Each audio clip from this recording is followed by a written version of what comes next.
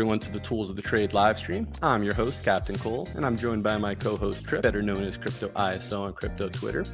We got an awesome episode for you guys today, with lots to talk about, lots to get into. But before I get started, would you please do me a favor, smash that like button, make us look good for the YouTube algo. Also want to take a quick second to thank our sponsor, Phemex, one of the only non-KYC derivatives exchanges left in crypto. Click the link in the description below to get up to $6,000 in sign-up bonus. Now, the last thing I'll say before we get started here on Tools of the Trade, we are not financial advisors, and this information is for educational purposes only. Welcome to another episode of Tools of the Trade. Trip, my man, how we feeling? Good. Just back in the arena. Trying new things, right? I love it. Yeah, we're back for another episode. It's been an interesting week in macro we have going into tomorrow. I'd love to kind of get your take on DXY, FOMC, and kind of our thoughts on the macro landscape before we jump into the crypto side of things. Yeah, I mean, the macro stuff is just like this lingering thing that we all like to talk about, yet there hasn't been really any sort of breaking point yet. Yep. with seeing the effects of basically all the rate hikes, how they cycle through the economy, and when that's going to really start to put pressure on one area more so than we think, right? So tomorrow we're going to hear from Jerome Powell. It's like the same thing every time, right? Data dependent, likely higher for longer. Do we get another one? I mean, we could get another one. The market itself, like if we're just looking at ES and NASDAQ, it's just like very uneventful right here. This is just like by the way, they look identical, right? Literally, I was just thinking that, yeah. So you had some beta out performance on the tech side of things, but really these patterns are pretty similar. So we're kind of below the 50-day moving average right now. We dip below it here. We're retesting it here. It's kind of the same instance here. Are we going to come down significantly and test these areas, take out these lows? I don't know. I don't have the answer to that. I know a lot of people are saying this is a lower high off of this potentially, but we haven't really broken this market structure to me yet. So it's a bit too early to call that. In terms of what the dollar's doing, which is what everyone likes to discuss, we're just sitting at this 105 level. Is this a breakout to me? Yeah, it is a breakout. Yep. Right? You started this is March 8th, right? This is your run on liquidity. This is your deviation. This is your liquidity structure that we talk about, basically, where you have the under over retest, right? It's a question of how high is this going to go? We're sitting at the 38.2. Is this probably your sweet spot? Yeah. How long it takes to get there? I'm not entirely sure. If you have a short-term pullback in this, to here or something, then in theory, risk assets should go up, right? Crypto, we all want to try to find the correlation with the dollar, but it just really isn't there for me. So it's like a wait and see game. But to be honest, I've stopped kind of paying attention to traditional equities and the dollar, and literally just focused on very level to level trading in the majors, mostly in Bitcoin and Ethereum, particularly Bitcoin. Yep. Because it's been cleaner to me. I know the market better. Obviously, liquidity theory helps give you some sort of edge in determining your levels with a bit more of confidence or confluence around levels. So again, a lot of the stuff is noise. I mean, obviously we're going to hear what the FOMC is, what the interest rate decision is. We're going to listen to the press conference. Everyone's going to talk about how Jerome's tone is this and that. And then, we probably whipsaw and price is the same thing as it was 24 hours ago. The Darth Maul candle.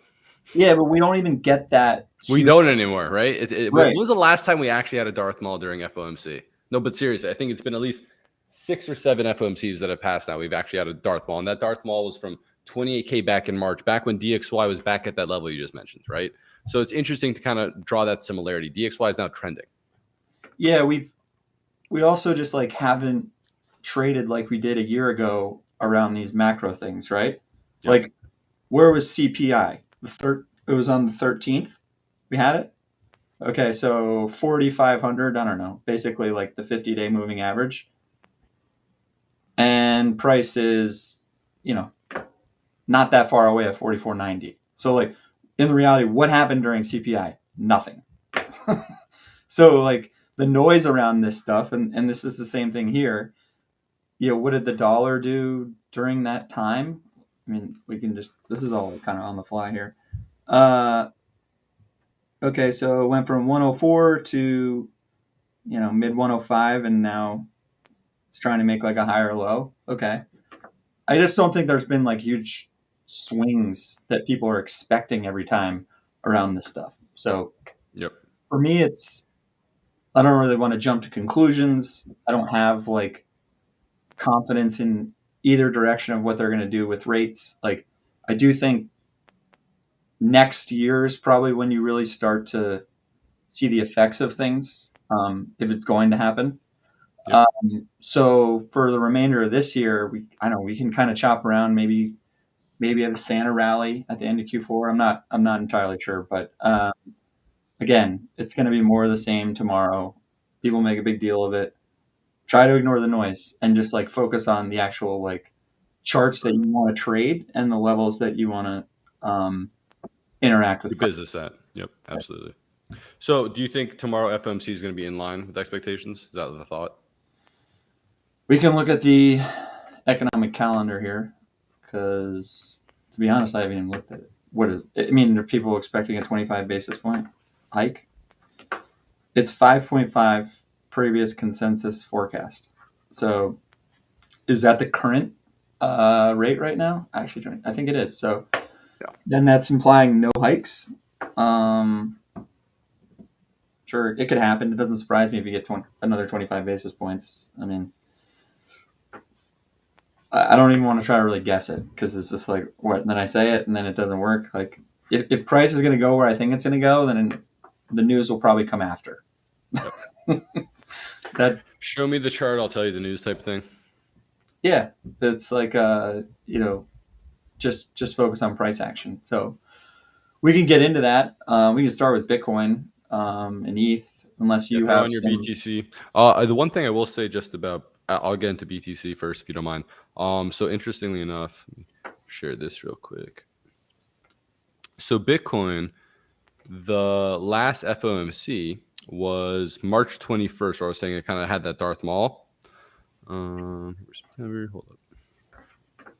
Where there was an actual event around FOMC. FOMC. So remember, it kind of pumped into 28K. It was that first kind of move after we had that move off 24. So let's find that March 21st. Right around here. Yep. Okay. So this was FOMC this Tuesday. And I remember like vividly, this was like pumping into it, 27 to 28K. And then I'm pretty sure it was this candle right here, or this candle right here, where you actually had the Darth Maul. And then you had the continued sell off after. But point being is, like, interestingly enough, March 21st with the FOMC decision, last time we had a Darth Maul. And then, you drew that comparison to the DXY. I'm going to throw on the Ichimoku as well, just for comparison. So right here, I think it was March 20, where is it? 21st. We like try to put in a bottom there. And this is kind of where we had that trend line you mentioned, right? And DXY is definitely trending down. So while it doesn't have as much relevance, you can't ignore the cleanness of this breakout. And I throw on Ichimoku just to kind of remind you guys that this is a trending indicator. And by all standards, the DXY in the daily is absolutely trending higher. I really don't see this stopping until 107, 108, basically to kind of sweep this high, maybe come into this zone here at 109 potentially. But so as a crypto nerd who doesn't know anything about macro, my thought is, all right, DXY, I remember in the past, if it's in a range, right, it doesn't matter that much, but it has a clear trending breakout. It's no longer in a range. When you look at the Chiku span, which again, guys, is basically price plotted back 30 days. So you compare this line to where price was 30 days ago, it's above it, clear as day. So DXY is absolutely trending. It's no longer in this range-bound behavior that it was doing in the beginning of the year. So now that we're all the way into Q4, DXY is trending. This level right here at 107, 108 is kind of interesting to me. So I'm kind of expecting, even though like BTC kind of looks good, and Triple, you kind of take the lead on that, but just to talk about DXY this one last time, it kind of makes sense to me that DXY is going to continue trending higher. And I do believe that BTC is going to top. And just for comparison as well, look where BTC is rejecting here, or coming close to this daily Kijun at 27.5. But yeah, kind of give me your current take on BTC and we kind of move from there. Yeah, so I don't know. It's obvious in hindsight, like where everyone should have longed it, essentially. Yep. Down here, right? But for me, it's always been around the liquidity heat maps and like where those levels were. And I think everyone had identified like this zone, right? This is essentially your POB, right? Your point of breakdown. Price tried, nuked down here, right? These were the lows. Here's your sweep, and then we're marching back up. I'm short Bitcoin right now. I was trying to be pretty patient today after the move up today, and like waiting for this high to be taken and the Monday high, which it was at first, and then like those are always kind of like traps to me, because you know that everyone's trying to like get the retest, or they won't like take this again. Yep. So either caught the wick or they're not in it. Yeah, but if you drop your time frame, let's just say, right, into like going back to like real price action trading, I used to do like XO, like drawing diagonals, right? Like, so Yep. here, this is drive up, comes down, drive up, come down, drive up. That's like 3, right? So these like wicks up here, they took these highs, right? So once we got this move below the Monday high, it's like, look, I wanted 27.7 because that's where the real liquidity pocket was for me, but you don't always get it perfect. And so it's like, just enter the trade here. Your invalidation's pretty tight.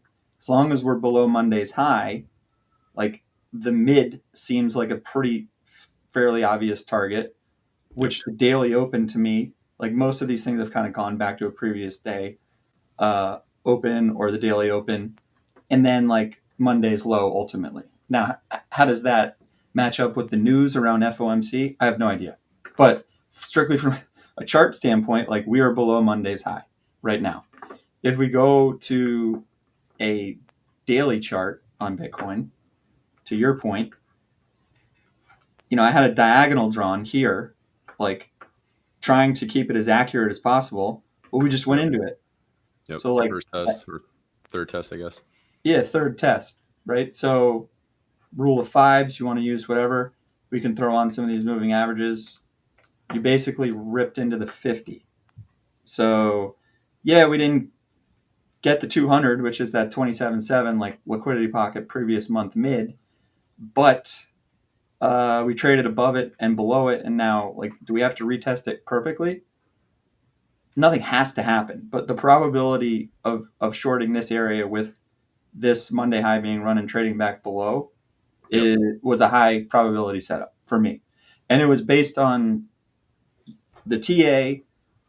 It was also based on Fibonacci. So if you look at like let's take the swing high and the swing low, and like where does price like to come back into, or where are these like magic areas? Well, here's your swing high, right? 28,167. Here's your swing low. 61.8 is 26,923. 70.5 is 27.2, and this is like your magic one up here, 27,476. If you go look at liquidity, like the one part of my system that I use is, how do I match up Fibonacci with liquidity pockets, and like where do you find exhaustion points? And then you can dial in like entries with these ranges that like everyone seems to like to map out these days. But I do find them helpful. And while we all wanted this wick probably to get run, like this is a significant thing that happened. Like this is where sellers really smoked it. So anytime price comes back into this, like this should be treated as resistance. Yep. Until proven otherwise. Absolutely. Yeah. So we can look at liquidity. If you want to talk about BTC, Yep. or ETH, but we can switch over to like So just looking at the licks right now. So interesting you mentioned. I mentioned earlier the daily Kijun at 27.5, and 27.575 is the peak of that wick, right? So like even though this is bright yellow right now, I agree with you, Trip, that like you don't necessarily have to tag this bright yellow in the 12-hour because liquidity that's going to be sourced over a longer period of time is more relevant than short-term liquidity. And just look how 26.2, 26.1, like yes, there is some liquidity at 27.5. Could we still run it? Absolutely. But there's a lot more attractive liquidity between 26.3 all the way down to 25.8, right? So I think in the nearest term, the bright yellow right here is right at 26.150. So I think that's kind of where we're headed. The path to get there, right? As we've talked about many times, isn't always that clear. But at the same token, this go is the look at most a interesting. 7-day. If you look at a 7-day, it's pretty. This is 7-day. Yeah, this is 7 days. Oh, okay. Yeah. Yeah. That's what I was saying. So like, yeah, there's liquidity at 27.5, but the 7-day is pointing towards 26.1. Let's even take it a step further. Look at the monthly. Yeah, we have liquidity higher, and I think that's why everyone's very bullish right now. But can you first go down to snatch liquidity at 26, 26.1, 26.2, whatever, and then move up higher? Absolutely. So that's kind of at least the liquidity profile from things. If we switch back to Ichimoku for a second, right? So the daily looks like it's approaching the daily Kijun. For those who don't know, this is mean reversion in a trending market.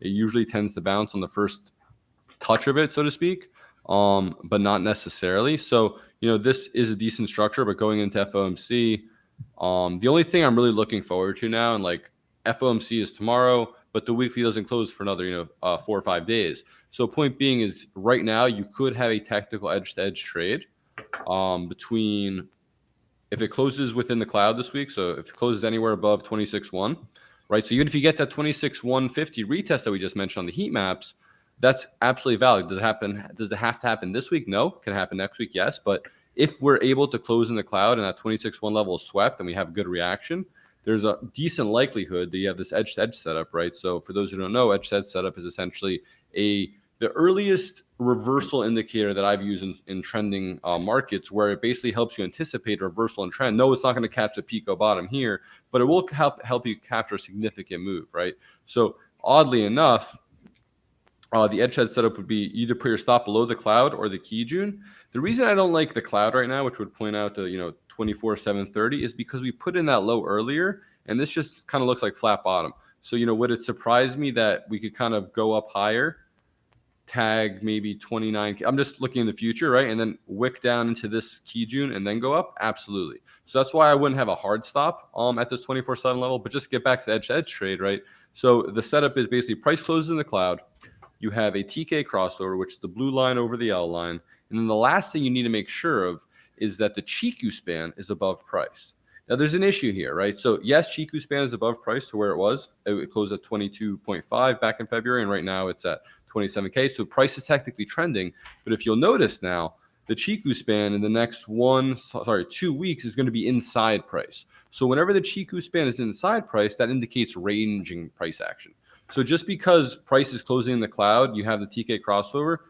Now, the trade for me would be valid for probably 1 or maybe 10 days, because as soon as the second week comes around and price is inside the cloud, and let's say price is still stalling around this area, I don't want to no longer be in a trade. But let's say price moves up, goes to 29K, whatever the case may be, Chiku span moves up, and it's hovering above this level right here where previous price traded, then I'd still remain bullish. But point being, if you get a close in this cloud, you get this TK crossover, you have Chiku span above price, you're aiming for the top part of the cloud, which is 42K. Now, obviously, I'm not going to get too bullish at this point in juncture, but let's come back next week and see, did price close in the cloud here? Did we maybe get a 26.1, 26.2 retest, and then discuss, okay, you have all the prerequisites. We have, 7 to 10 days before the Chiku span gets inside price on the weekly. It'd make a lot of sense. If it's going to make the move, it's going to do it now. So I'll be curious to see that. But yeah, Trip, what are you looking at from the liquidity side of things on BTC? Yeah, and I try to update the Telegram with here's your full liquidity analysis with the heat maps for 12 hour, 7 day, 1 month. And then what we're looking at liquidation levels wise, which doesn't Yep. tell me as much. There's a green delta. But 26.2, like the 26 kind of 2 area Yep. would be running Monday's low.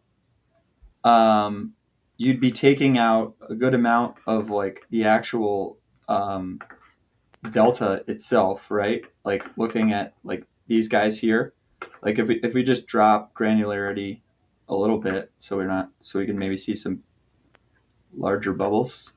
Um, it could be really interesting because you still be trading in Monday's range. Yep.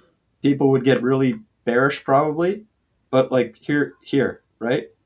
Like, are you going to come get all of this? I don't know, but this would give you that 25.7 level, which, 25.7, 25.8, people are going to get real bearish Oh yeah. fast.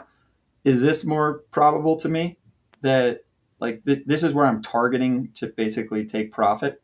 If we're assuming that these are the highs that are in around the Monday low, like it's like 26.3 or something, right? Yep.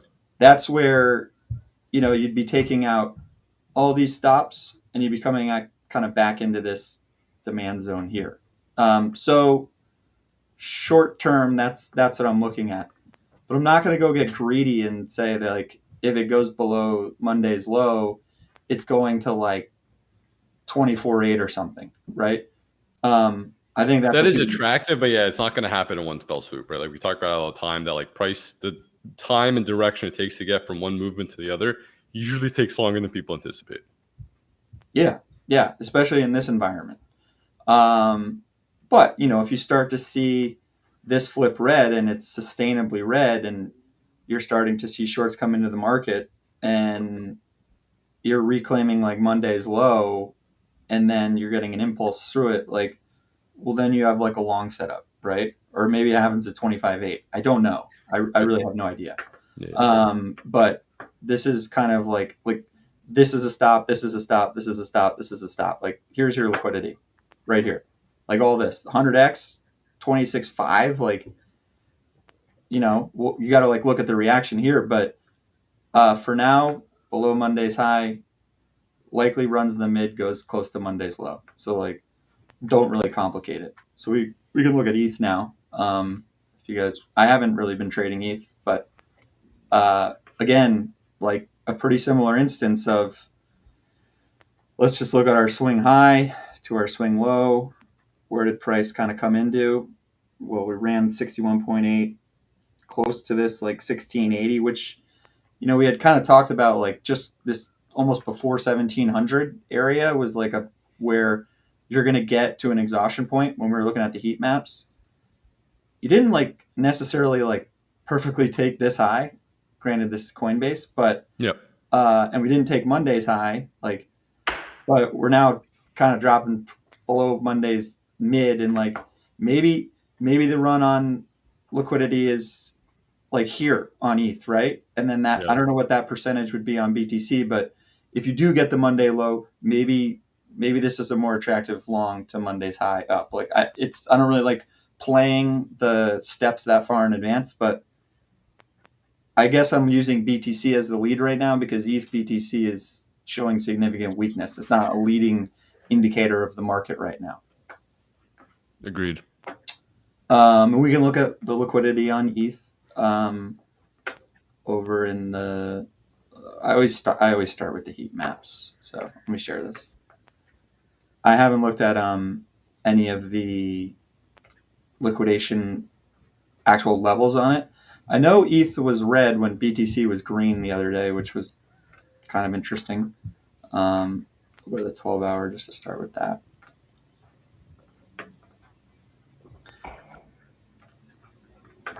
Yeah, let's see here.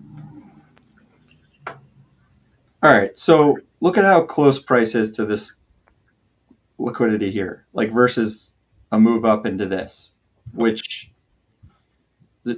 if BTC drops, then this is going to 1618, right? That's the logical, like it would go down here. Then you hit a gap, and then you have to kind of run this all the way down to 1580.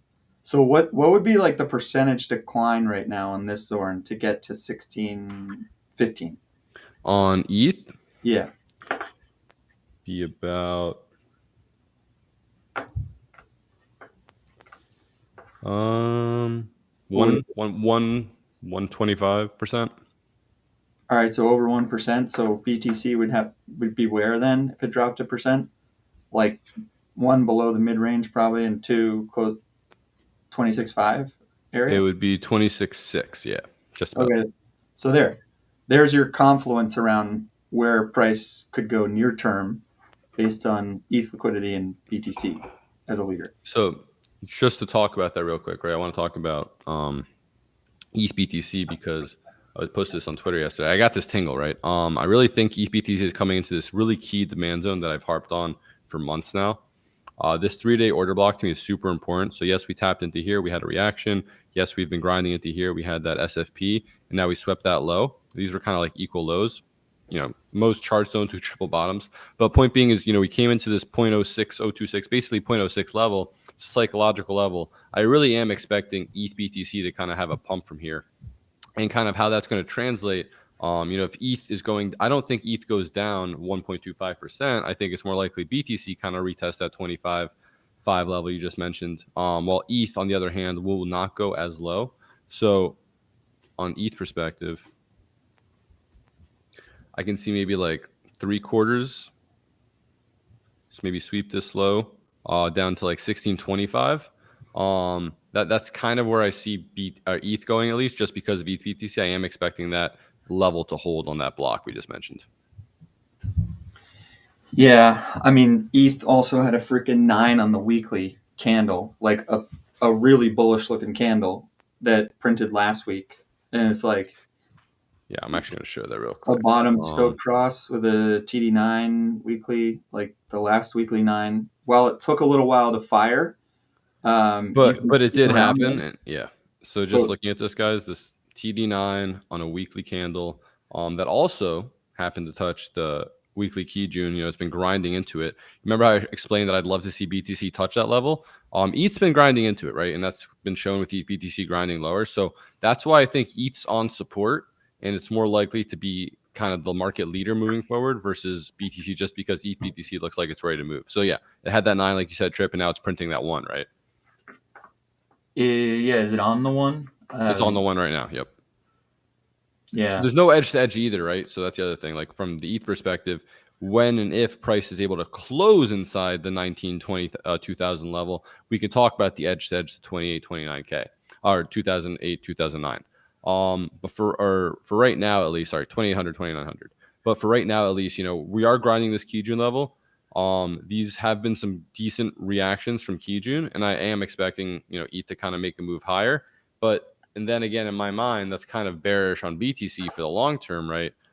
Because when ETH, I should say, is being used to prop up the market, it's never a bullish sign, right? If you want to see like healthy market, you want to see BTC leading everything. Alt's kind of waiting, sitting around, maybe have a few select pumps from the cartel, whatever. But you want to see BTC leading the move higher. If ETH is the one to move, and my thesis on ETH BTC is correct that it goes higher, while BTC approaches maybe 27.5 liquidity, wherever it is, I'm going to be less inclined to believe it's a bullish move, just because this has at least 4 or 5 more days before it closes down here. We'll see what happens with FOMC. But as you saw, ETH was grinding on this Kijun level. BTC has yet to retest it. So the likelihood that we go to 42K before we retest this, 23.5, 23.6 level, the weekly Kijun, I am very doubtful of that fact, at least for right now. So if you look at if you look at the reverse fib, right? So this is a way to also look at if you find a liquidity pocket on something on the 7-day or the monthly, right? So 1580 is one. That's the 61.8 if this is the high to the low, right? So your retracement would run the previous week mid, potentially. Okay. Yeah. You maybe sweep. If you start to kind of reclaim here and maybe get back above Monday's low, then that's potentially like, okay, maybe that was it. Because if you go look at where this is on a 7-day chart for ETH, here's your liquidity, 1575. 1575. Yep. right? You run the 61.8, like this zone, dude, you got to have a lot of sell pressure to get down here. Like if you run this and you get a lot of shorts, There's likely to then be an unwind and a reaction. you might get this and it takes this high. That's how I would really look at like the way that the market is trading. It's so predatory, it's so fast. It's almost like signaling, is it not? Right? Like look at the deep yellow liquidity at 1575, but Yeah. as you notice, the level around 1695, 1700 is getting greener and greener / yellow and yellower. So it's kind of saying like, hey, the liquidity at 1575 is attractive right now, but look what's building. And as you said, Trip, like if we see shorts come into the market at that 1575 level, that's a long trigger for me, right? To trade it back up to 1700 because Yeah, that liquidity becomes that much more attractive at that point. right. And then the monthly is still going to show the brighter one up at the 1688, which would take these highs that we basically said were equal. And Yep. this is your monthly liquidity block, which the monthly is when you have yellow monthly stuff, like it takes a long time to hit it. when it's like purple, then this, but then there's like a gap. Like again, the sell pressure needs to be significant to get here. Look what this is: 1576, 1560. Like this is a zone that you want to pay attention to if price comes into it. For me, Absolutely. on ETH, and when it happens, I don't know, but just mark it out. It could take a week. It could happen tomorrow. Like mark it out though, and go back to the heat maps and look at where it was. It hasn't been hit, and once it's hit, what is price doing off of that? So, did you look at the actual like liquidity on ETH, like the liquidation levels? I haven't yet. No, I haven't actually checked that in a minute. I'll check it. I've been mostly watching ETH BTC. So I actually want to pose a question to you, Trip. So, in pretty much every cycle up until now, BTC has led the kind of 4-year cycle, but a lot of people discuss, ETH bottoming in June, whereas BTC didn't bottom till November because of FTX. So with that in mind, what do you think about the thesis that ETH/ETH BTC being the leading indicator for where we are in the cycle as compared to BTC, right? Like comparing the 2019 quote unquote echo bubble to where we are now going into 2020 or /2024. So meaning like ETH puts in the bottom before BTC now? Exactly. Just in general, it's been moving. It's been the leading indicator. So it's more important to watch ETH for direction versus BTC. Because that's kind of how my gut's been telling me to look at the market lately. And because of that, like it's very contrarian to what I'm used to as someone who's like literally a Bitcoin maximalist. But I've noticed just from the moves that we've seen, ETH has been leading. Like yes, ETH BTC is down right now, but like if you can see that clearly in the chart, right? So like that's what I'm wondering. In your opinion, what are your thoughts on having that ETH versus BTC as a leading indicator for the quote unquote cycle, that part of the cycle that we're in? I mean, I don't think it's far fetched. I don't think you can like people get really stuck on the historicals in this, and like the market is constantly changing, and you kind of have to adapt to it. I don't really know what the actual catalyst would be for that. I will say, based on just a TD sequential system, printing that weekly 9 like that without BTC having one is a pretty good reason that you could think of from a technical analysis standpoint. And we've been in like this wedge for how long? How long is this? Let me see. At least like half a year, maybe longer. I know the whole range has been 2 years, over 2 years now. So like August. Yeah, it's been a year. It's been a year basically. Let's just see. Yeah. September.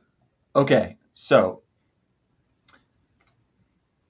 we've had a lot of takeouts, right? Do you come down here though first? 0.057? You could, right? You could, but my thesis is that 3-day order block is more important than, quote unquote, touching the bottom of this wedge.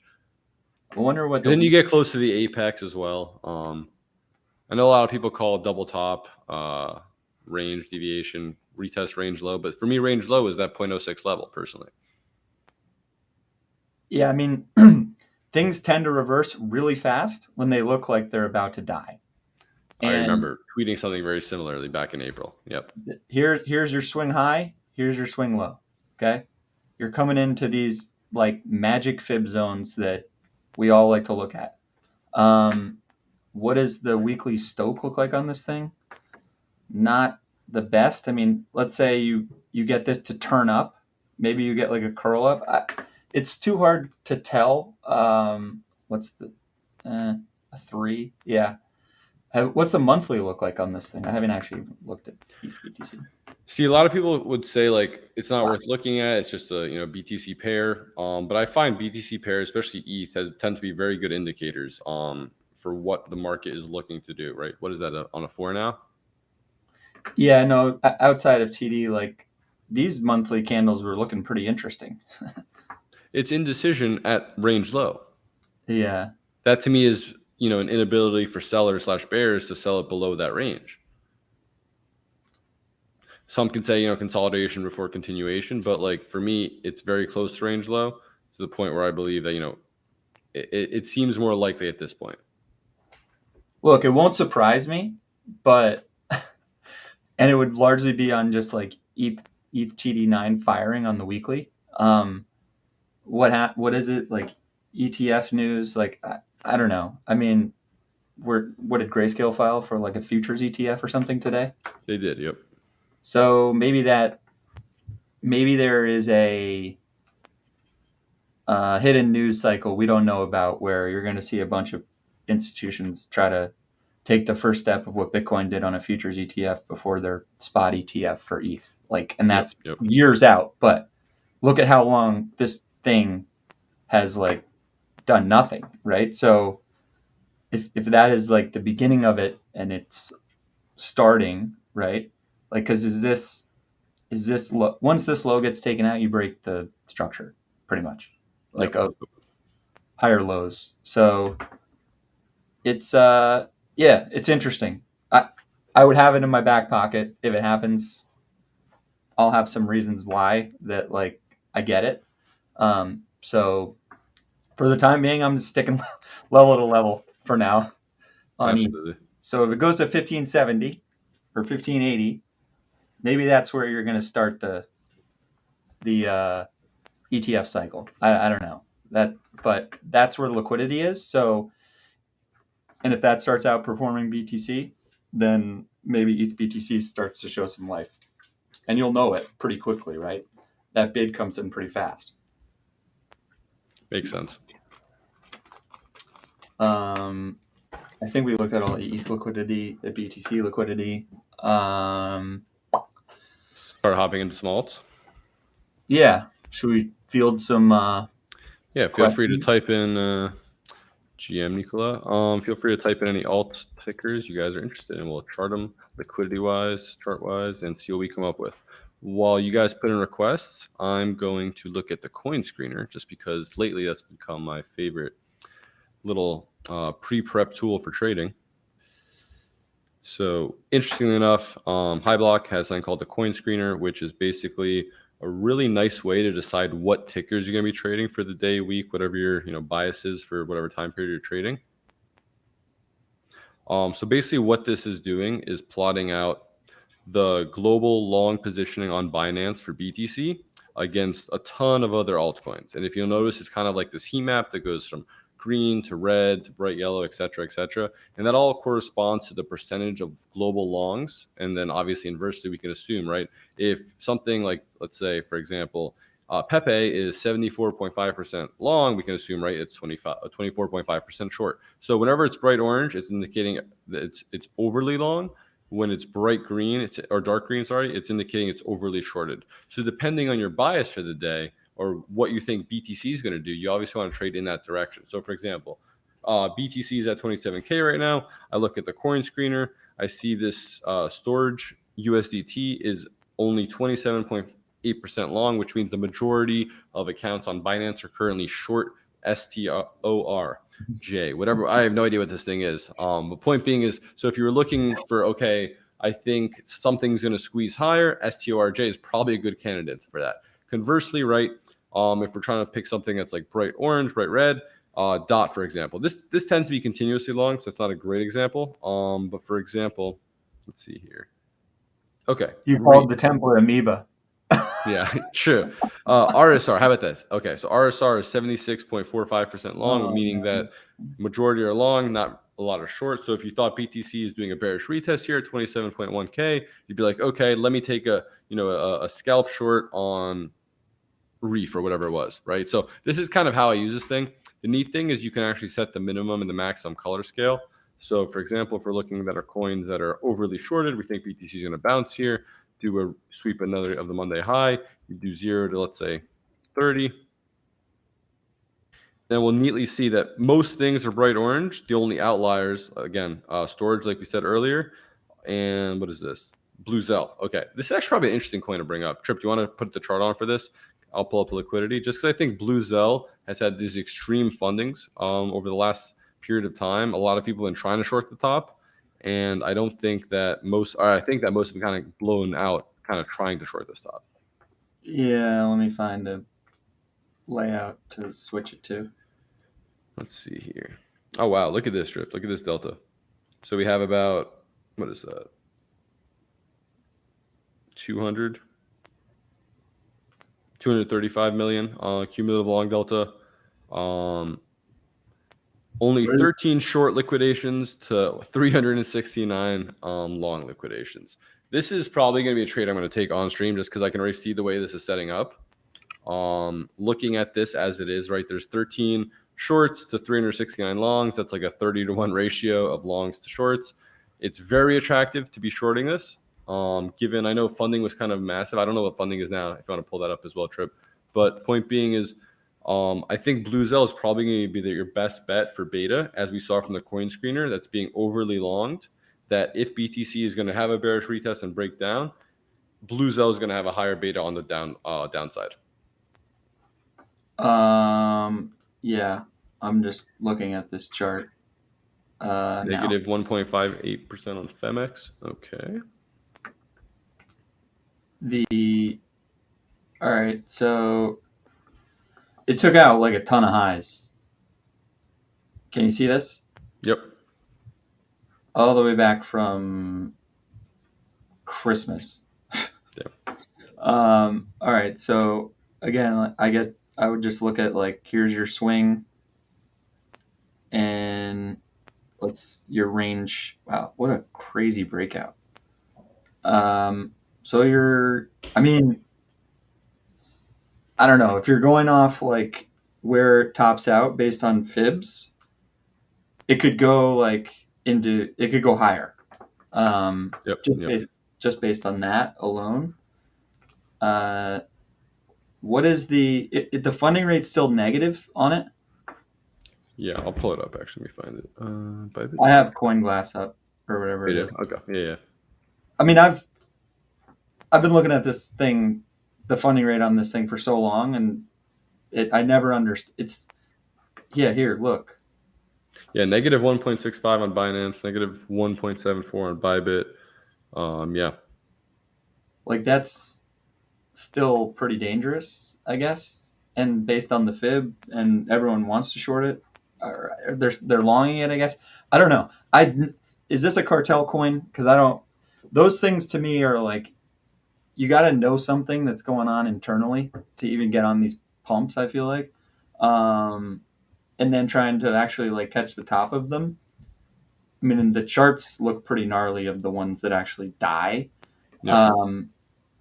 Blue Zell is, let's look at a 3-day chart of this thing. I mean, it broke out of like an insane consolidation, or like a really long downtrend. Yep. So this is really your supply, like in like these wicks, I would say. Oh, you're still on CoinGlass, by the way. Oh, sorry, hold on. Like this whole zone is where the sellers are. Like even the bottom of these wicks. Yep. I don't know. This looks like it's going to go just push up more. I mean, near term, can it fail? Sure. Yeah, but like where are we? It just depends what your thesis is on BTC, right? Like we're showing short term, Blue Zell's overly longed. Yes, the funding rate is negative, But just because it's negative doesn't mean you can't have some sort of unwind to, liquidate. It doesn't have to be a full unwind, but it can still be some sort of unwind to put in a higher low, maybe like around that previous high. Yeah, somewhere, you know what I mean? Yeah, I don't disagree with that. Like if we throw on any sort of bands and like TD, yeah, I mean you're extended. Each time it kind of comes up here, it comes. I mean, I don't. Yeah, you had a 9. Like, what's a 6-hour look like? Like, probably, but like, here's your 9 on the 6-hour. Is it pushing up? But your 8 was higher. I mean, Stoke Cross. It's all like you're you're at the mercy of a group of people who want this to go up a lot. And Yep. yeah, so let's see what does a 12-hour look like? Have you looked at the cloud on this thing? Like where would the Bluezo. I'm sure just by looking at it that it's probably very far from the Tenkin and the Kijun. here So I don't. 17 cents? Yeah, exactly. It's probably pretty put out. Yeah, the 12-hour. Good. Yeah. Yeah. So the Kijun's at what, 17 or 16 cents, and Tenkin's at 17 cents. Yeah, and this is your hourly key Tenkin, which if you got the Kijun 18, I don't know. It's a tricky one. I just don't. I think when the funding is you're trying to time a reversal in like the funding on these types of things because you're going to be shorting it when it's negative, most likely. Yep. So it seems to adhere to like the 4-hour Tenkin area or the Kijun. So maybe you get 17 cents, right? BTC drops, you get this. So would you just short it here and like put a stop above this right here? Or where like could be because that was a 9, right? Is that now printing a 1 or not yet? None of this has really followed through. The 9s are extremely difficult in high momentum coins, I've realized. Also in like crazy trending environments. You might get like the 1 or 2 candle pullback on like the hourlies or stuff, but 4-hour, 6-hour, like when you have this like now going back up again, like you got faked out here trying to short this 9 because you thought it was going to roll over and now it's not. So like when I use TD, I look at the 9 and along TA, but also like you want to see like these things kind of roll over, right? Because you're getting like exhaustion indicators on 2 fronts. They probably do the same exact thing, to be honest, but you tell yourself that, right? So it's one way to. There's multiple ways to skin a cat, right? It's just like what works with your system versus what others use.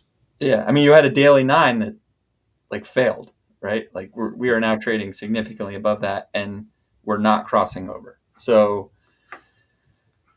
I don't know. I probably would look at the coin screener for some other things, maybe, because the funding rate on this is so crazy.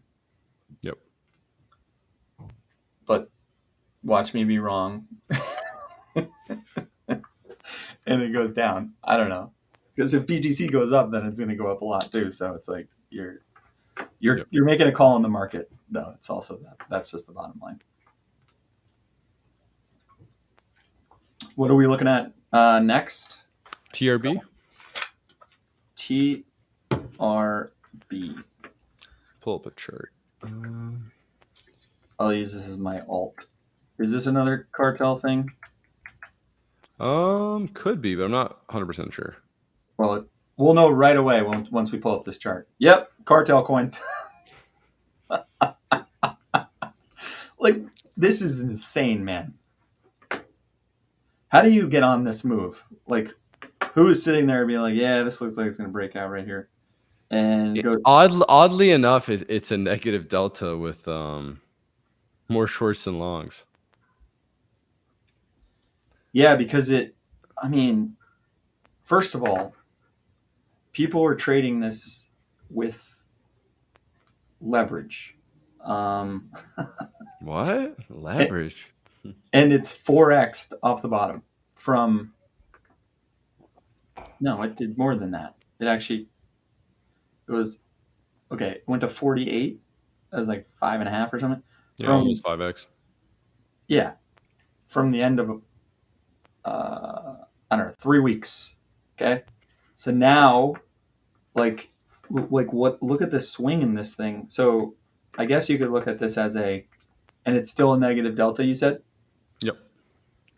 So I'll show that real quick. Cool. Down 50% candle, and then right back up. Done. Yeah, so look at this, right? 66 shorts to 19 longs, negative delta, pretty significant, right? It's almost negative 350 mil, right? So for a cartel coin to have this much negative delta, with shorts just piling in, it seems, right? Like we just ran a bunch of long licks. There's a gap here. These highs look attractive at 45, right? So to me, having a negative delta with the chart you just showed, what's the funding on this like? Do you know?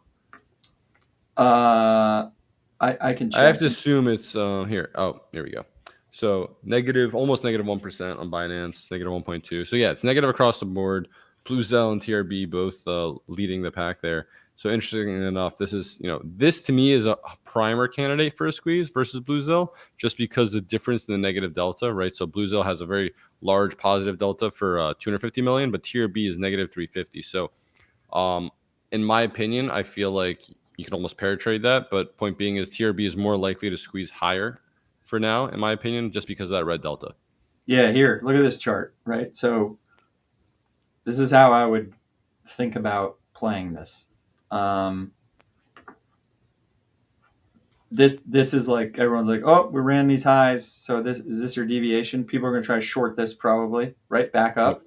Yep. It's going to go more up into here. This supply zone right here is it going to take this high? I think if you go into here and you start failing, and you have the right things like variables in terms of like funding's flipping and the delta is green, then you can try to short this, but and then like if this holds, but if this fails, then you kind of know that was it, right? That's how I would look at that. Are you going to take this high? Well, I mean, that just seems insane, but some of these cartel coins are pretty wild. Then it's going a lot higher, but this is your supply zone, really, right? Breakdown, consolidation, breakdown, and then like price came back up into here and you've not really tested this supply zone. And like this is also kind of like what that we just saw in BTC, like the 27.3, 27.4 area. Yep. Matches up with a fib. So again, people really are in a hurry to short these things, but we haven't gotten to like the area that makes the most sense to me, at least. So I would, I guess, just watch this zone on it, and see what the reaction is around there. All right, what else we got? I'm usually on the liquidity. This is fun being on the chart. Yeah, I figured switch it up a little bit. Yeah. Nothing else in the chat. Well, let's see. Based on the can you look up STORJ? I feel like that's actually super interesting since we saw that was being super shorted. Curious to see what that chart must look like. Sui, we got after that. Okay. Oh, geez, is this another cartel thing? It must be, right? Oh, Jesus, this thing's gonna go higher, huh? It's 38 to 109 shorts to longs. The delta is green right now, but it's kind of just barely green. It's really not that significant comparatively. All right, let's try to dissect the areas. Wow, look at this chart, man. What was it? Almost $4? I mean, it's just funny when you like zoom out and people are, oh, it's pumping. It's like, man, dude, these guys have just been selling like every pump. Like, so does it go here? 66 cents? And like, or, you're using this diagonal, I guess, maybe as resistance. Could be. 60 cents.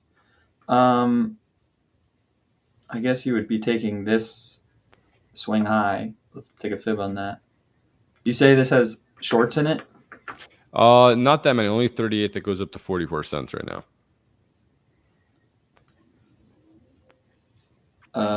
Let's see here. Yeah, 60 cents. That's your 50, right? Off of this zone here. But you can also just pull a fib off of this high. Greg says storage is Google Drive but free with high storage. So what's the market cap of this, my man? Is this worth whatever you just put it as? actually going to do a quick check. All right, so here you're at a zone that is a fib retrace back up from here. So I don't know, maybe it runs out of steam around the 44 area if BTC goes down. It depends again on what your bias is on BTC. So just to share this for a quick sec, right? So my man said, it's Google Drive but free with high storage. Think about that for a quick second. You just said it's Google Drive with free high storage. Okay, cool. Is that worth $60 million at current market cap, or whatever the FTV is, 178 million at fully diluted? I don't know. Interesting. Something to think about when you're not necessarily trading fundamentals, but something to keep in mind. I would just counter that with here's where did it actually launch? 2020. Yeah. Okay? Has it always been Google Drive with for free? Well, then this shouldn't have happened. This is called VC money. Exactly. And then Cartel picks it up off the ground. Yeah. And then cool, VCs are out. I picked up most of the supply. It's all on my exchange. Let's get some negative funding in there and see what we can do.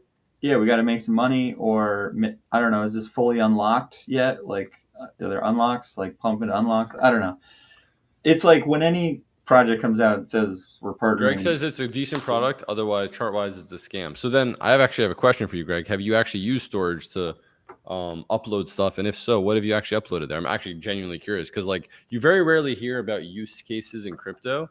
So when someone's willing to hey, it's a decent product, cool. I'd love to know what you're using it for, because most of these products are all fugazi. As long as you ship, bare bones products, price goes up, and you see that with that VC money, right? Almost like a nearly beautiful McDonald's sign, double top, whatever you want to call it. I don't know, but I mean, look, it's kind of the same story every time. Maybe this is different. Maybe it comes up here. I don't know.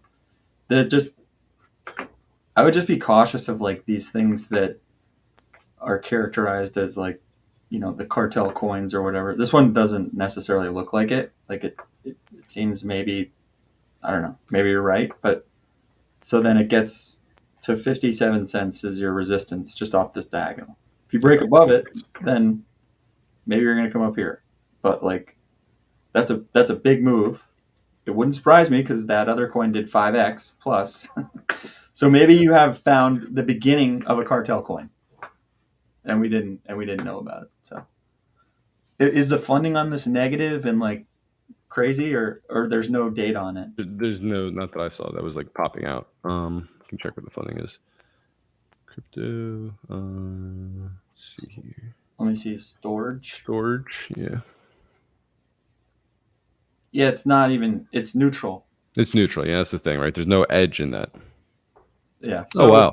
Wait, hold on. So Greg actually uses it every day. It's literally the only crypto-related product I use. I don't own the coin. Couldn't care less about it, but honestly, quite happy with it.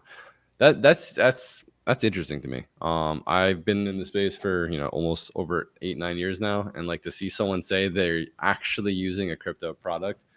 And again, it's completely detached from the token. You said to yourself, you don't own the coin, you don't care less about it. But it's interesting to hear people hey, I'm using this product. It's great. They have a coin, right? So we talked about the trip earlier, right? How do you relate value back to these coins? And it's just because they're revenue producing businesses doesn't mean, the value is going to accrue back to the token itself. Yeah. Whether it's non-fungible or not. Typically the best coins, meaning just price go up, don't ever ship, or their product is complete crap. So you're using this one and the coin has a shitty chart that's pretty par for the course for crypto actually. But I guess I'll look into storage, see if I should use it. But all right, any other ones? Our urban Sui. Actually, could do Sui first. I'll pull up the chart. Sui. Do we have? This is another we don't have that. Solana VC coin, right? Yep. Big VC thing. So just looking at these charts, man. That's scary, man. That's the Burj Khalifa. Yeah, that is So like, what do people want me to look at? Like, is it going to Um, pump? yeah, well, who asked that? Trevor. Sui narrative building similar to Soluna AVX. So he's basically thinking it's going to pump back to all-time high. I think this is what our man is thinking. I guess you need to start with like the chart needs to show you something constructive because it hasn't showed anything constructive yet, right? Yep. Um, I mean, look at the weekly chart, man. Like, where do you need to get to where it's going to show something like above 62 cents? I don't even know on this. Yep. Because you've just taken this low out, you've taken this low out. So, like, can it go down more? And then, like, you take another low out off of a bounce? Yeah. Like, I don't know what to do with these. I haven't looked at the liquidity on them. What is this percentage move even back to that high? Like, up here? Yeah, sure. It could probably do something like crazy and then bleed again because it's not like the first time it's happened. But what is the fully diluted valuation on this coin, even at Hold 45 on, I'll cents? tell you. Yeah, hold on, I'll tell you. Let's see. FDV is 4.5 billion. I feel like GCR is turning in his grave right now, saying, "This is what I would have shorted had it come out, November of 2021." Right. So what is the actual circulating supply? So what's the current? So 800 million circulating supply out of a 10 billion max supply. That's all you need to know. That's all you need to know. Simple. Maybe you can trade some liquidity around this, but like, we got to be kidding ourselves if You're playing a losing game. Yeah. Yeah, and that's the same thing with probably Aptos and like maybe ARB's a little different. OP, I don't know. Let's look at Aptos because wasn't that a similar thing? Sui and Aptos launched at the same time. Yep. Wow, look at this. The same. Jesus, man. At least they got a second pump. They Yeah, I do remember Nick was shorting that entire thing. Dude. I remember him showing me his P&L. I was like, bro, like, what are you doing? But yeah, point being is like that did get the second pump. It's a quote unquote echo bubble, right? From January to March. That's an echo bubble, guys. So you see that blowout wick on the listing day. That right there after that right shoulder complacency shoulder of $20. That's called an echo bubble. Yeah, so this was Sui, and then Yep. Sui has gone like this. So if people are like getting on their fractal hats, Yep. is Sui gonna do this? Hey, it will not surprise me because they all need some sort of exit liquidity. I mean, I remember this, but this was you got to remember that this was in literally peak bull, like high momentum, news driven, like crazy stuff. I think they had some stuff with Microsoft, whatever it was. And again, like, what's the current market cap valuation on this versus FTV? Let's see here. This is 1.2 bill versus 5.5 bill. So not as drastic as Sui, but still, 20% of market cap versus FTV. Why is this worth $1.2 billion? Does anyone use Yeah, I'd this? love to know. No. No, they don't. Mike All says right. Sui is Oracle / Red Bull, another cartel. Fair enough. What else Wait, we got here? he's saying Sui's cartel? That's what he's saying. Sui is Oracle / Red Bull, another cartel. Let's look at ARB because these are Pull up the newer list. things that. All right, so ARB.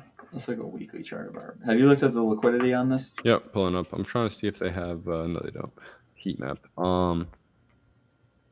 So I've seen a lot of people excited about altcoins, and most of the thesis is the charts look so bad, and they've gone down for months. It's like, okay, like I guess you can get a bounce, but like with BTC going down, it probably doesn't happen unless it's a cartel coin, right? Yeah. So here's ARB. I'm not really quite sure what to do with this chart. So let me at least zoom in for a quick second just to give the liquidity profile. So it is mostly skewed long, 283 longs to 83 shorts. Yes, there's a liquidity pocket up to like 87 or almost 86 and a half cents. But again, the delta is green. You're looking at BTC, you're forming a bias. We just cleared a good amount of licks on that little Darth Maul we had. But point being is, yes, there's some licks to clear higher. I don't know where the Monday high is. I'm assuming it's been ran. But if you get above the Monday or get below the Monday high, sorry, maybe you go up higher and then you wait for the Monday high to be swept back under and then put your stop above whatever the deviation is. That's a potential short to me to kind of clear out some of these licks down here at 77, 80 cents. Right. So I don't know if we mentioned that Hyblock has heat maps for altcoins now. Oh, shit. So I was looking at BNB earlier because 222, 223 level is very interesting. There's a ton of liquidity at like 207. But here, let me pull up the so now it's like you can really dial in stuff. By the way, Pizza Man was the one who told me about this. So let me share this here. So look at all these options now. So, what, they don't have ARB? No, they don't have a liquid. Yeah, I was looking at that. That's why. That's annoying. I know. That was the one thing I was trying to pull up. Do they have OP? Here, they have OP. Let's look at OP. Maybe pull up the liquidity in the chart on that. Yep. This is sweet. Okay. Exos talked about 150. Well, here it is. You'd have to run a huge gap here, but like where are your exhaustion points on? Let's go to a higher time frame. Let's start on the monthly. To see, like, are people accurate with their calls around alt season? Yeah, I mean, I see why this 150 zone is like kind of attractive, right? Here's your supply, like, right? Tried. This is like your point of breakdown, right? So you'd be coming into this, I guess, this like 148 zone, right? Below, you have down to 119. Monthly is maybe not as clear. Let's look at a 7-day. I don't know if you have a chart on this, Soren. Yeah, I'm going to show my short that I've been in for a while now. Just a second. OP? Yep. Okay, well, 7-day is like the 130s are pretty bright. And that would be taking out all these lows pretty much back to 130. Let's say running 132 into like 130. Call it that. On the 12-hour, we have, we'll zoom in here. 12-hour, we have, like, where is price sitting? Well, it's sitting pretty darn close to a lot of lower liquidity, all the way down to, well, your big one's like 136, but yep, it goes down to 131. So let's say you sourced all this. Can it come up on like a crazy move up and do the EXO special close to 150? Maybe, but it probably gets below the mid-range at that point. You're basically range low. I think the point is that price is pretty close to a lot of liquidity lower. Yep. Right now. And if you're bearish on BTC and ETH, then you're likely to see OP run that liquidity. I haven't looked at it. Yeah, so here's the actual chart before we look at the heat map. So this is a short I took. We actually discussed this on Stream Strip, my first stream back after Giga Chad Summer back at end of August. We talked about this block coming into it, sweeping the monthly open. I remember someone actually on the stream mentioned, there's liquidity at the monthly open, and lo and behold, it was just above this block we talked about. So swept that, didn't fill in the actual candle, got it at 157. Took a few scalps along the way, but still holding my core swing position. So right now, just looking at this, I still believe it's going to go lower. I think, I don't know what the FTV was we're just looking at, But from a chart standpoint, this is still the swing trade I'm in. I think this is actually probably a decent place even to compound potentially, just because the way, I'll show liquidity map in just a second, but just because of the way OP's kind of been trading, it came into the support zone, kind of put in this double bottom with a little SFP, whatever you want to call it. But this low to me here is still not safe. I still want to see this low swept coming into this consolidation zone. This to me is just not strong enough to kind of hold things to go higher. So if we look at the OP liquidity map. You know, it's also interesting if you were to pull a fib on the breakdown point after the initial one, you probably just went into the 61.8 like area. From here to down to here? No, so in the September candle up, like, or maybe, no, just the one below it. See how like it tried to go up? Oh, okay. So just take the swing low and then, that high. There's and 8 on there. Yeah, $1.43 essentially. Yep. Right? So like there's your confluence around a supply zone, fib retrace back up, and the liquidity resting below, where you need to hit a pretty significant gap to get up to any other liquidity based on the heat map. Heat map, yep. So, like, again, this is like how we piece together ideas in real time. Yeah. So point being is like this to me is a good spot to compound, potentially moving a stop in profit above this 150 level. If I'm compounding down here.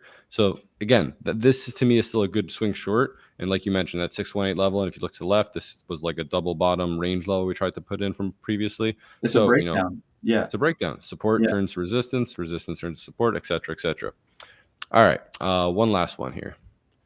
Oh God, everyone's talking about friggin' ETF. Guys, I bought. All right. I'm not a good on-chain trader, but I gotta say the narrative is interesting and it's funny. So it has enough. All about the memes, dude. We talked about that with Avocado. Like, he who controls the memes controls the universe. All right. So first of all, I bought his key. I bought more of his keys. I don't fade. How about Curvy? How about when he told us Curvy? What that right before 10x? Yeah, exactly. Point being is we don't fade the Avocado man. So technically, this chart is beautiful, right? So I tweeted about this. We had a beautiful daily or 6 hour 9. Even Trip told me about this. I checked it out. And then I kind of I didn't expect it to kind of pump. I mean, I probably should have. But point being is like, this is the block I want to see hold. And lo and behold, we're back in this beautiful SSR zone turned DBS zone. And it kind of seems to me like we're going to push into the channel, right? Like, this is a meme coin, guys. Liquidity follows attention. Attention follows liquidity. It's all about a narrative. People ask, like, why talk about, I don't know how many, what is it, like 1.5 mil, whatever it is. Because being early to a narrative tends to pay dividends. The last on-chain shitcoin that I actually looked at was Harry Potter, Obama, Sonic, Teninu, right? And I gave, Nick, ETF to 4.4, cool, man. But, I gave you shit for not buying it at 3 cents, at 6 cents, at 9 cents, right before it, blasted to 20 cents and did 200 mil. So I have the same type of tingle in my pringle, whatever you want to call it, that this coin is gearing up for a very similar move, right? I got them, but I mean, I don't know, like, Amoeba's saying 70 likes and I'll buy on stream. You know what? Fuck it. I will. Let's smash the likes to 70 and I will do a live Uniswap transaction. How about that, my friends? But yeah, look at the chart. Trip, what is your thoughts on the chart as I kind of pull up Uniswap here, just to kind of get your ISO perspective on the whole meme coin game? Well, I mean, look, outside of what it does market structure wise, it has held its market structure, and the 6 hour 9s were accurate. So now it's like, I guess what is the what's the fib retrace off the swing low to the swing high, like where it's sitting? Is it like in one of the sweet spots? From where? From basically the recent high to here. Yeah, it's at look at that, the golden number 618. Yeah, so I mean, I'm sure if you pulled up fib on like most of those, it's probably going to be similar. So I don't know, someone must like it, right? So, and then it gets sold, and then sellers are like, oh wow, the same thing happened again. I guess eventually it manifests itself into like the market structure holds. It becomes a self-fulfilling prophecy, right? Like, it trades like a meme coin right now. Yeah, I don't know. So I have some, right? But I'm underwater. I love it. I love it. I was above water for maybe, I don't know, maybe an hour. It was nice. And, but it's money that like, it's like lottery ticket type stuff. Like maybe there were some people who bought Harry Potter who were like, I'm going to put, a lot of money into this because it's going to be the next thing. Well, that's the thing. It's about being early to a narrative, right? Smash Yeah. those likes, guys. If you give me, let's see, one more. Give me one more like, and I'll do a nice little ETH buy on stream. How about that? I'll be generous. Josh hates this stuff. It's going to zero. Same as what Phil said, right? Does TA work on 1 million coin shitcoins, Mike?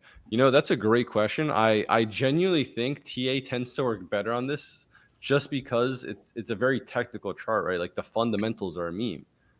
So I drew this little channel range, like we had a deviation below whatever, but like it wouldn't surprise me that it like trades in the channel and it goes to 13-14 cents, right? All right, Pizza Man says I hit the 50th like myself. Oh, we do have 50 likes. All right, man of my word. Where's Uniswap? There it is. All right, friends. Loaded some ETH. I dumped you, Trip. I'm sorry. I sold you. I sold Amoeba. I sold Avocado.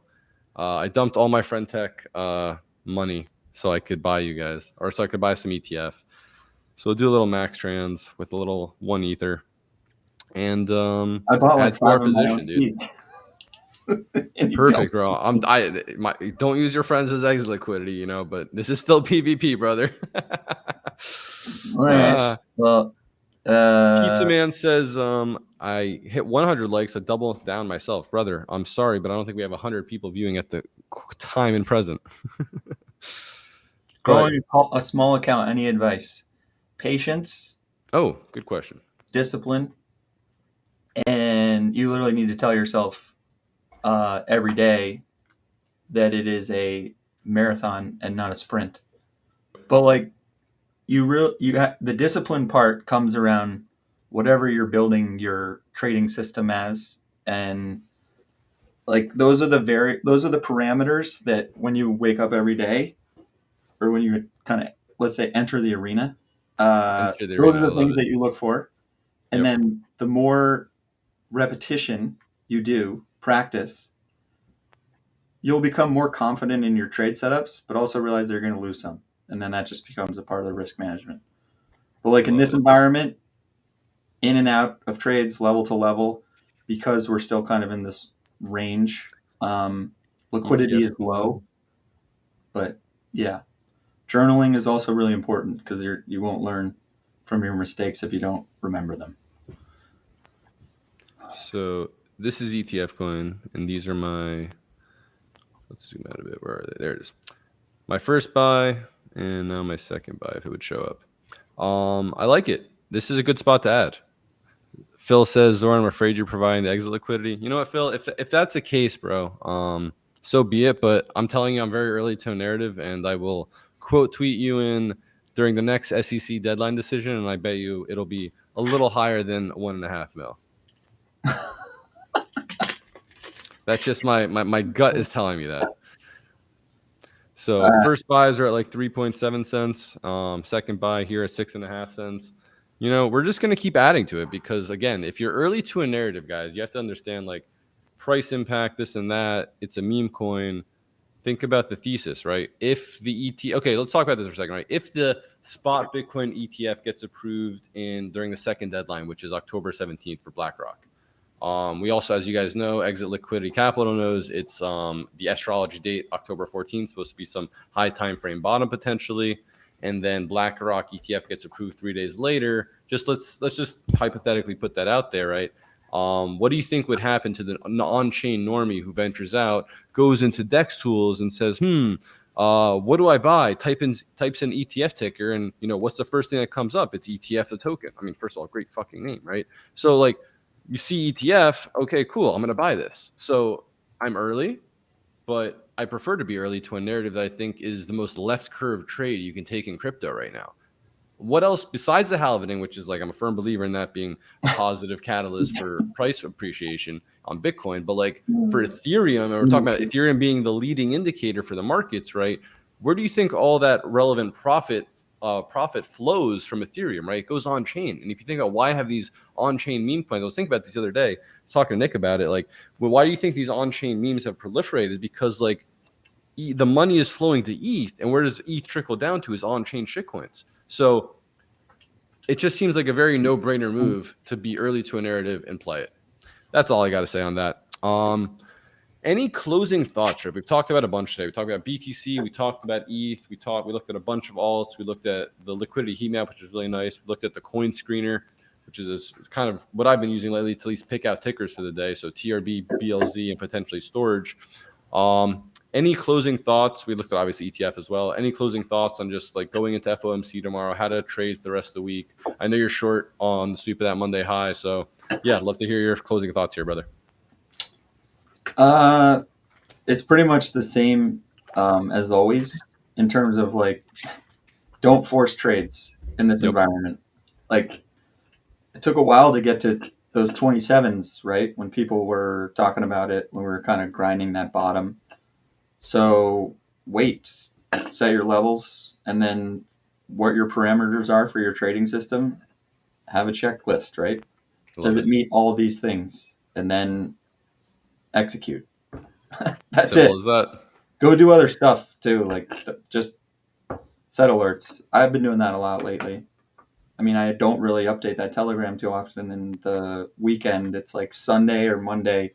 Here's the dump. Weekends are such shop, right? It's not even worth it sometimes. I know I go enjoy my weekends most of the time. I'm not posting in there just because, touch grass, touch ass, whatever the case is. Like, it's time to enjoy your weekend, not trade the cancer of the 1 minute chart that's moving, less than 10 basis points per 4 hours.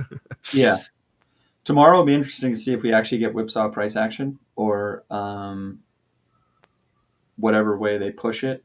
Like, It's at 2, right? So you probably won't get the morning like you do with CPI when that's so early. But I don't know. Asia has also been the culprit of pumping price recently, and then US typically sells it. So is that going to be a similar pattern after hitting like a key supply zone? So we'll see if the spot sellers come in or if the spot bidders drive it up like they have been. Yep. Awesome. Well, appreciate you guys tuning in. We'll see y'all next week. Captain Cole signing out. Later, guys.